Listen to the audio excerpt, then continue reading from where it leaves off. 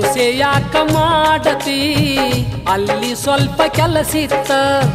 ಗೆಳೆಯನ ಮನೆಗೋಗುವಾಗ ಸುಣ್ಣದ ಕಾಯಿ ಕಳದಿತ್ತ